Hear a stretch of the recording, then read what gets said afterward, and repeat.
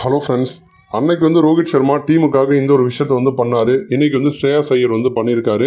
But Virat கோலியை பொறுத்த வரைக்கும் வந்து இந்த மாதிரி ரிஸ்க்கெல்லாம் அவர் வந்து எடுத்தது கிடையாது. இந்த மாதிரி ரிஸ்க்கை மட்டும் அவர் எடுத்திருந்தார் அப்படின்னா என்றைக்கும் ஆர்சிபி வந்து கப்பு வாங்கியிருக்கோம் அப்படிங்கிற மாதிரி விராட் கோலிக்கு எதிராக இருக்கிறவங்க ரோஹித் சர்மாவுடைய ரசிகர்கள் சோசியல் மீடியாவில் வந்து கமெண்ட் அடித்து வந்துட்டு இருக்காங்க. அதை பற்றி தான் இப்போ நம்ம வந்து பார்க்க போகிறோம். குஜராத் அன்னைக்கு எதிராக நடந்த போட்டியில் ஸ்ரேயாஸ் ஐயர் 42 பந்தில் 5 4 9 6 உட்பட 97 ரன்கள் எடுத்து ஆட்டம் இழக்காமல் இருந்திருப்பார். கடைசி ஒரு ஓவர் வந்து இருந்திருக்கும். அந்த ஒரு ஓவரில் வந்து சஷாங்க் சிங் கிட்ட வந்து நீ வந்து சிங்கிள் எடு, நான் செஞ்சுரி அடிச்சுக்கிறேன் அப்படின்னு வந்து ஐயர் சொல்லியிருந்தார் அப்படின்னா சஷாங்க் வந்து கண்டிப்பாக வந்து சிங்கிள் அடி கொடுத்துருப்பாரு. ஏன்னா ஐயர் நல்ல ஃபார்மில் இருக்காரு, பஞ்சாப் அணியோட கேப்டன் வேறு. அப்போ வந்து சஷாங்க் வந்து கண்டிப்பாக அதை செஞ்சுருப்பாரு.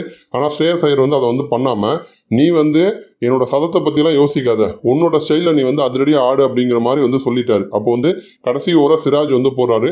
சஷாங்க் சிங் வந்து அந்த ஓவரில் 5 4 அடிச்சிருப்பாரு, ஒரு 2 ரன் அடிச்சிருப்பாரு. ஒட்டுமொத்தமாக 22 ரன்னு, ஒரு வைடு, மொத்தம் 23 ரன் வந்து கிடச்சிருக்கும். இப்போ இந்த போட்டியில் பார்த்தீங்கன்னா குஜராத் அணி வந்து சேஸ் பண்ணும்பொழுது 11 ரன் வித்தியாசத்தில் தான் வந்து தோல்வியை வந்து சந்திச்சிருப்பாங்க. அப்போ யோசிச்சு பாருங்கள், ஒருவேளை ஸ்ரேயாஸ் ஐயர் மட்டும் நீ வந்து ஒரு சிங்கிள் ஆடி கொடு, நான் வந்து செஞ்சுரியை கம்ப்ளீட் பண்ணிக்கிறேன் அப்படின்னு சொல்லிட்டு சஷாங்க சிங்கிள் ஆட சொல்லி அடுத்து ஐயர் வந்து ஒரு 4 அடிச்சிருக்கலாம். மேபி அவரும் வந்து சிங்கிளோ டபுளோ வந்து அடிச்சிருந்தார் அப்படின்னா இந்நேரம் வந்து கண்டிப்பாக பஞ்சாப் அணி தோற்பதற்கான வாய்ப்பு கூட வந்து உண்டாயிருக்கும். ஆனால் அதை வந்து முன்னாடியே வந்து யோசிச்சு ஐயர் என்ன பண்ணிட்டாருன்னா, உன் ஸ்டைலில் நீ அதிரடியாக ஆடு, பிக் ஷாட்டுக்கு வந்து போ, நீ சிங்கிள்லாம் ஆட வேணாம் அப்படிங்கிற மாதிரி வந்து சொல்லிட்டாரு. இப்போ இந்த ஒரு விஷயத்த ஐயர் வந்து இப்போ பண்ணியிருக்காரு.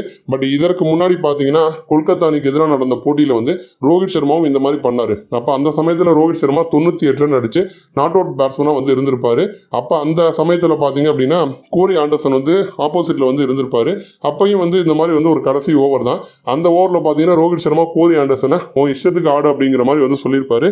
ரோஹித் வந்து அவருடைய செஞ்சுரியை பற்றியும் வந்து யோசிக்கல. அதாவது இந்த ஓவர் ஸ்டார்ட் ஆன சமயத்தில் பார்த்தீங்கன்னா 93 ரன்ல வந்து ரோஹித் இருந்திருப்பாரு. அந்த ஓவரில் ஒரு 4 அடிச்சிருப்பாரு. 4 அடிச்சுட்டு திரும்பி வந்து டீமுக்காக தான் அவர் செஞ்சுரிங்கிறத தாண்டி டீமுக்காக அடிக்க ட்ரை பண்ணும்போது சிங்கிள் ஓடி ரன்னர் மணிக்கு போகிற மாதிரி ஆயிருக்கும். கோரி ஆண்டர்சன் தான் வந்து அதிகமான பந்துகள் அந்த ஓவரில் வந்து ஃபேஸ் பண்ணுற மாதிரி வந்து இருந்துச்சு. அப்போ ரோஹித் சர்மா அன்னைக்கு வந்து டீமுக்காக இதை வந்து பண்ணார். இன்னைக்கு ஸ்ரேயாஸ் ஐயர் இதை வந்து பண்ணியிருக்காரு.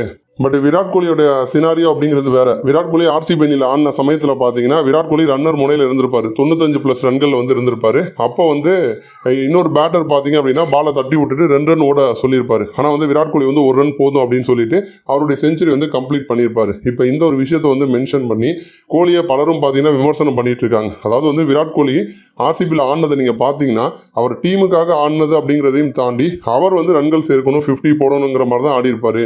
ஒரு ஆமை வேகத்தில் தான் கொண்டு போயிருப்பார் ஸ்கோரை. T20 பொறுத்த வரைக்கும் ஆமை வேகம் தேவையில்லை.